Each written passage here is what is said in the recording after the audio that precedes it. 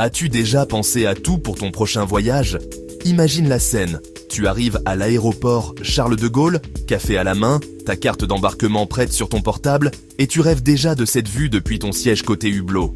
Mais au contrôle de sécurité, quelqu'un te dit « Oh, désolé, ce document n'est pas valide. » Ton estomac se noue.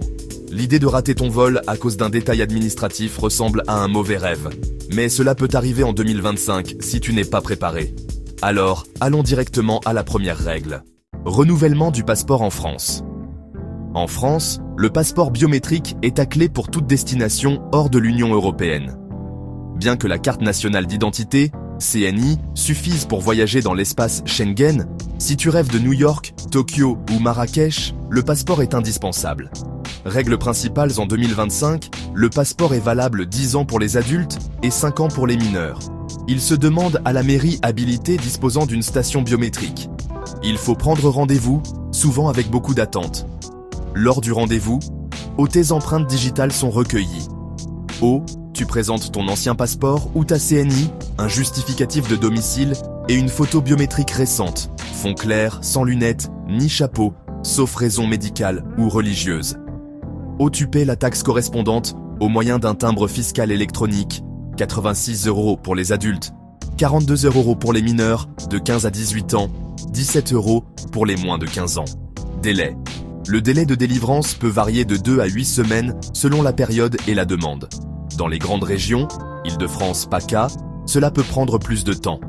Il existe un passeport d'urgence, valable seulement 1 an, délivré dans des cas exceptionnels, comme une maladie grave d'un proche ou un voyage professionnel urgent. Conseil pratique. Vérifie toujours les règles du pays de destination. Beaucoup exigent que le passeport soit valable au moins 6 mois après ton arrivée.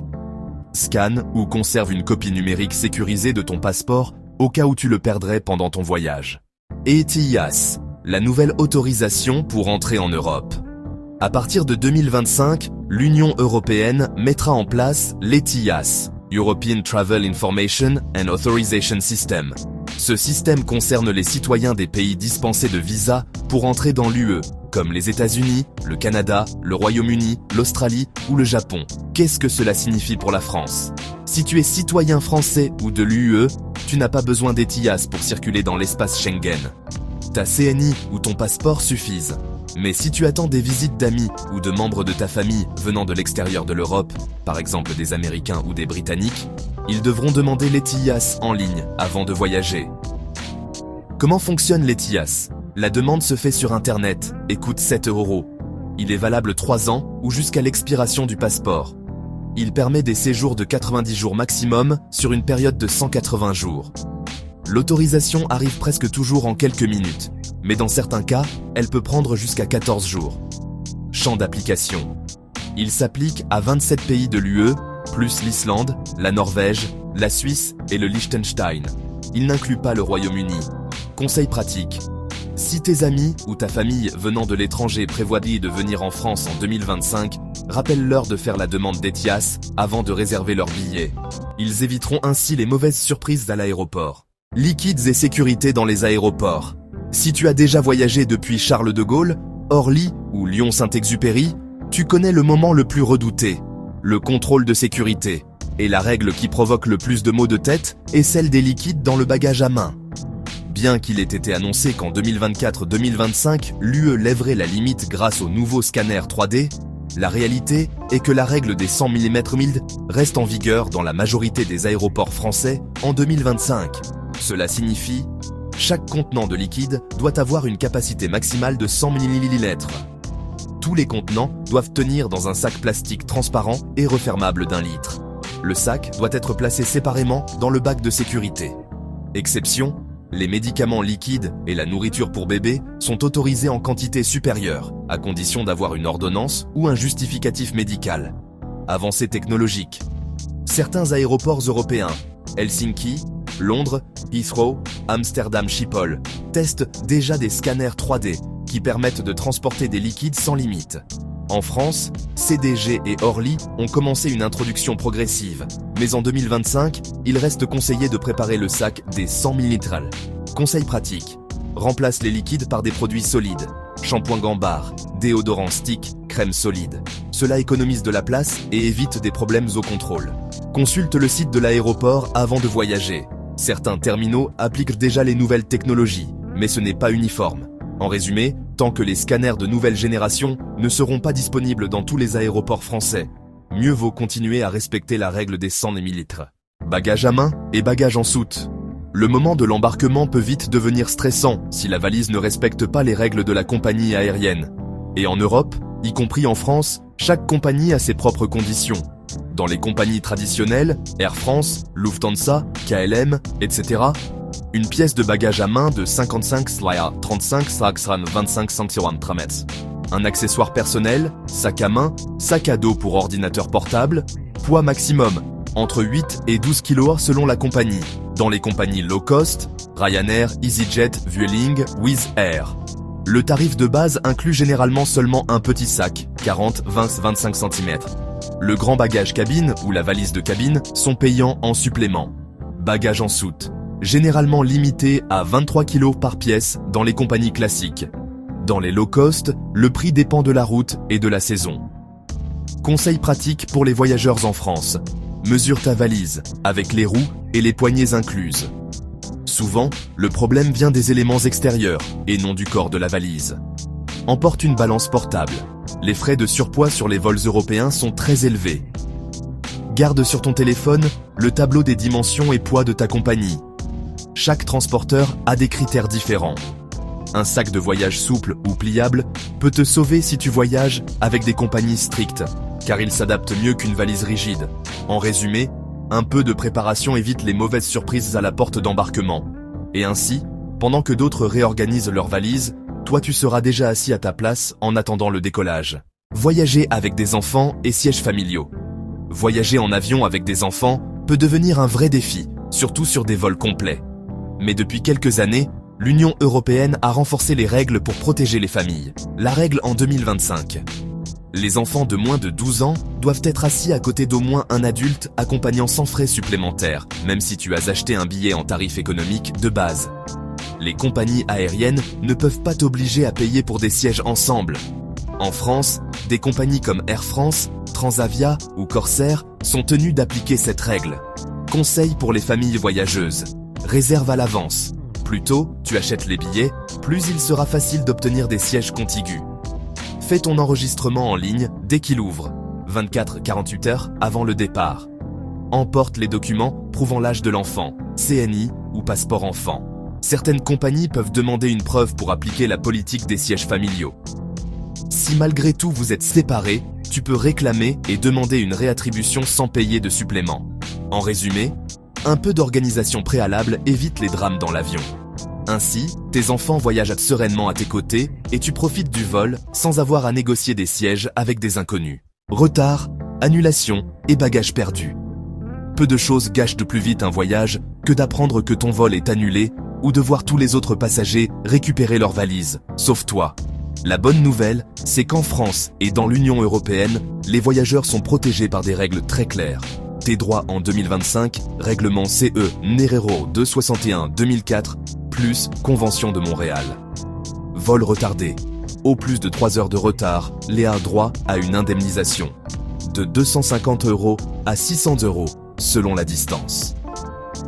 De plus, la compagnie aérienne doit te fournir repas, boissons et, si nécessaire, hébergement. Vol annulé. Tu peux choisir entre un remboursement total ou un vol de remplacement. Une indemnisation supplémentaire peut aussi être due selon la raison de l'annulation. Bagage retardé ou perdu. Si ta valise n'apparaît pas dans les 21 jours, elle est considérée officiellement comme perdue. Tu peux réclamer jusqu'à 1288 DTS, en V 1500 €. Si elle arrive en retard, la compagnie doit te rembourser les dépenses raisonnables, vêtements, articles de toilette, etc. Conseils pratiques pour les voyageurs en France. Prends une photo de ta valise avant l'enregistrement. Modèle, couleur, étiquette. Cela facilite la réclamation. Conserve tous les reçus de tes achats pendant le retard. Tu as droit au remboursement. Souviens-toi, si ton vol part de l'UE ou est opéré par une compagnie européenne, tes droits sont protégés, même vers des destinations hors d'Europe. Innovation en matière de sécurité dans les aéroports. Passer le contrôle de sécurité est, pour de nombreux voyageurs, le moment le plus stressant de l'aéroport. Sortir l'ordinateur portable, séparer les liquides, enlever la ceinture et la veste. Mais en 2025, la situation commence à évoluer en Europe, y compris en France. Scanners 3D, CT Scanner. Plusieurs aéroports européens ont déjà commencé à installer des scanners à tomographie qui permettent de laisser ordinateur portable et liquide dans le bagage à main. En France, des aéroports comme Paris, Charles de Gaulle et Orly ont commencé à intégrer progressivement cette technologie dans certains terminaux. Fils prioritaires et fast track. Au début, les scanners 3D sont surtout utilisés dans les fils fast track ou pour les voyageurs fréquents. Les fils standards seront modernisés petit à petit, mais cela prendra encore du temps avant de devenir la norme générale. Correspondances internationales plus fluides. Certains aéroports européens, comme Amsterdam Schiphol ou Dublin, permettent déjà d'éviter un second contrôle si le vol de correspondance provient d'un aéroport aux normes équivalentes. La France participe à cet effort, ce qui pourrait réduire les temps d'attente pour les passagers en transit dans les prochaines années. Applications et alertes en temps réel. Des aéroports français comme ADP, Aéroports de Paris, et des compagnies comme Air France proposent des applications informant sur le temps d'attente au contrôle, la porte d'embarquement et les éventuels changements de dernière minute. Les utiliser peut éviter des surprises et t'aider à arriver au contrôle plus sereinement. Conseils pratiques.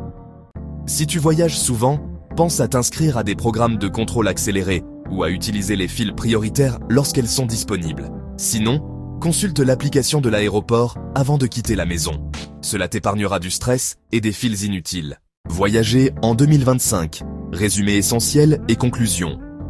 Voyager en 2025 depuis la France ou tout autre pays de l'Union européenne devient de plus en plus facile, à condition de tenir compte des nouvelles règles.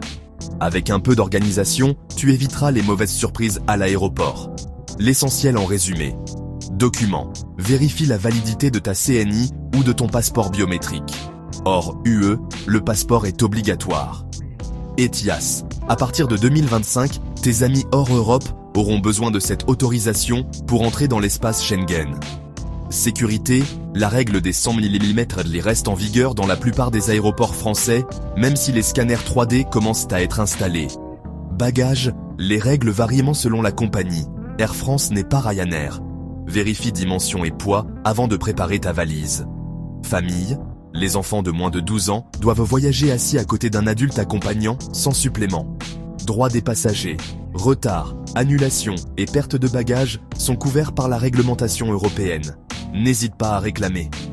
Technologie, profite des applications d'aéroports et de compagnies pour suivre ton vol et les contrôles en temps réel. En résumé, te préparer maintenant te garantit un voyage tranquille plus tard. Et la prochaine fois que tu traverseras l'aéroport avec ton café à la main, tu pourras le faire avec le sourire, en sachant que tout est sous contrôle. Et voilà, voyageur. Si ce guide t'a été utile, abonne-toi à la chaîne pour ne rien manquer des prochains conseils de voyage en 2025.